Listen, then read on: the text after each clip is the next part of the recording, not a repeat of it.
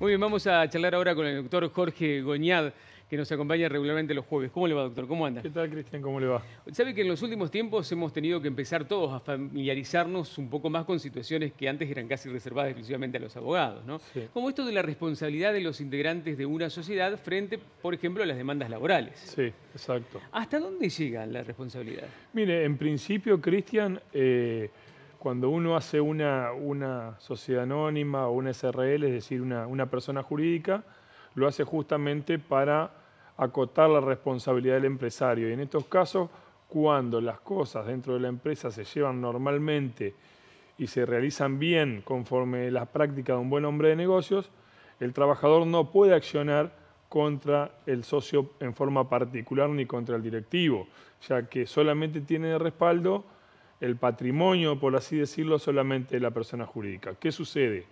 En muchas oportunidades se ve que ante determinados reclamos la sociedad no se ha llevado conforme a derecho, es decir, se han cometido algunos actos que demuestran, podríamos decir, que se actuó como un mal hombre de negocio, es decir, no se respetaron determinadas conductas para así llevar la empresa. En estos casos, el derecho permite que el trabajador, comprobando esos determinados requisitos, pueda extender, en su caso, la responsabilidad a los socios o a los administradores, es decir, a los que están al frente, socios gerentes, gerentes generales, etcétera, digamos. O sea, normalmente la responsabilidad de los socios se limita a lo que hay en la sociedad. Exactamente, normalmente. Excepto que hayan cometido algún delito, si se quiere, o alguna... No lo digamos como un delito, porque muchas veces Ajá. no llega a ser un delito penal, pero puede ser actos que demuestran que no ha actuado como un buen hombre de negocio, es decir, cuando no se han cumplido determinados requisitos, no se cumplen con aportes previsionales, se denuncian falsas fechas de ingresos, no se le hacen los aportes por las horas extras. Irregularidades, digamos. Exacto,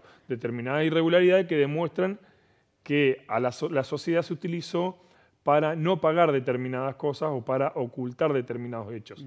En esos casos, entonces, para no dejar, digamos, al trabajador, en este caso, sin que pueda percibir su crédito, se permite que se le impute la responsabilidad ante estos hechos, por ejemplo, por diferencias salariales o por situaciones de horas extras pagadas en negros, que se le extienda la responsabilidad en estos casos al director, al socio gerente, normalmente en una SRL, o al socio directamente, para que así pueda, digamos, percibir el crédito que le corresponde. Porque, ¿qué sucede? Normalmente cuando se limita la responsabilidad, el trabajador se ve con que la empresa no tiene dinero para hacer frente. Claro. Son empresas que están vacías, digamos, que no tienen bienes que las representen, que estén a nombre de ellas, no tienen cuenta bancaria. Entonces, por más que el trabajador logre una sentencia favorable, se le dificulta el cobro efectivo del crédito. Hemos asistido a casos de empresas gigantescas, enormes, que han tenido nada, como vacías. Exacto, porque una costumbre que en algún momento se extendió fue que en realidad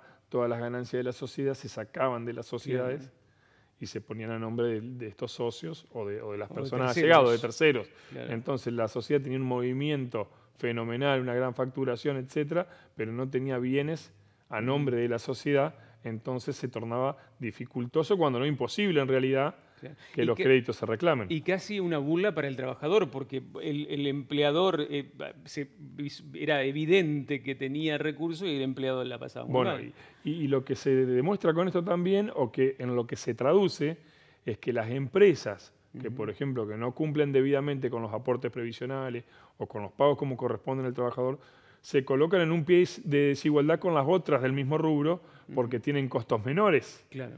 Entonces, como que pueden otorgar quizás precios más bajos o compiten en desigualdad de oportunidades. Claro, hay una deslealtad hasta comercial. Exactamente, entonces ahí la ley lo que dice, bueno, en estos casos, donde se han transgredido normas del derecho comercial, permitamos que el trabajador, demostrados determinados hechos, pueda extender la responsabilidad a los verdaderos responsables, a las personas que actuaron en nombre de la sociedad.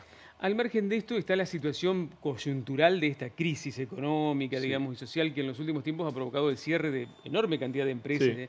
¿Eso se ha reflejado también en la actividad del derecho laboral? ¿Ha habido más Eso demandas? se ha reflejado mucho en los reclamos constantes que se ven en televisión, en los pedidos de procedimientos preventivos de crisis y en distintas circunstancias que se invocan, y desde ya que en qué sentido repercute en el trabajador. Cuando la situación es más normal, entre comillas, pongámosle, porque el trabajo siempre falta, el trabajador está con un poco más de libertad para denunciar los incumplimientos o las faltas cometidas, porque lo que sucede hoy en día es que el trabajador tiene que soportar determinados atropellos, porque si no, no consigue otra cosa. Claro. O sea, en realidad hoy se admiten y se permiten pagos muy por debajo de lo que corresponde, porque si no el trabajador queda sin sustento, y no es que deja este trabajo y consigue otro. Claro. Realmente esta situación es delicada, la situación realmente lo amerita, porque la complicación que pasan las empresas no se desconoce, realmente es una situación general y es una situación objetiva que lo vemos día a día, que caen las ventas, que aumentan los insumos, que aumentan los impuestos, que aumentan un montón de cosas y no aumentan las ventas. Entonces, en cierta medida o en cierto caso, es verídico lo que le pasa a la empresa, pero que sin duda repercute directamente en el trabajador, que se ve compelido o obligado indirectamente a no pedir o a no exigir lo que realmente le corresponde. Y hasta los gremios están ciertamente enmarcados en una situación difícil y complicada. Me decían el otro día con lo de los empleados de comercio, estaban manifestándose ahí frente a una casa de electrodomésticos en pleno centro, les deben 2 meses y el aguinaldo, 2 meses de sueldo. Y decían, pero nosotros somos testigos de que no vendemos hasta en esas situaciones. Son testigos, y el sindicato también se encuentra entre la espada y la pared, porque reclamar demasiado, ahorcar demasiado significa perder la fuente laboral. Sí. O sea, realmente es un mal, es un mal que tiene difícil salida en estos momentos, porque todas las partes involucradas se ven perjudicadas. Yo, lamentablemente, me pongo del lado del trabajador, que es la parte más débil, y que muchas veces hoy en día, que las cosas están mal y que lo sabemos, padece las consecuencias. Pero en situaciones opuestas, ¿qué sucede cuando la cosa está bien? El empleado no ve incrementados sus beneficios porque la cosa está bien. Entonces, realmente, en estos momentos que la cosa está difícil, lo que nosotros decimos que es injusto que el trabajador pague las consecuencias de esto, porque no lo sufre o no se beneficia cuando las cosas están bien. El riesgo empresario no lo... Bueno, pensar que hace no mucho tiempo estábamos hablando de la participación de los empleados en las ganancias de las empresas, ¿se acuerdan? Eso está previsto en la Constitución y no está reglamentado realmente. Al día de hoy es difícil realmente obtener eso, lograr eso. Le saco un poquito de este tema para preguntarle una cuestión de la que hemos hablado aquí, pero que sigue mereciendo muchas preguntas. Dentro de las empleadas de casas de familia, ¿a quiénes le corresponde cobrar esa retribución especial, esa bonificación? A todas les corresponde. Usted se refiere al bono adicional que se previó hace un tiempito.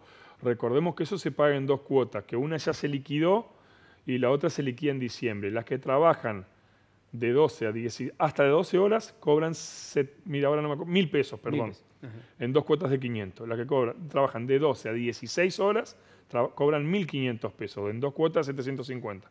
Y las que trabajan más de 16 horas, el bono era de 3.000 pesos que se cobraba en 2 cuotas de 1.500. Cosa de toda memoria. Me agarró bueno, pero más o menos así era el tema. Pero tienen derecho a cobrar a todas que trabajen desde 12 horas. A todas les corresponde. Gracias, doctor. Nos vemos el próximo jueves. Muchas gracias. El jueves que viene respondemos preguntas que están llegando.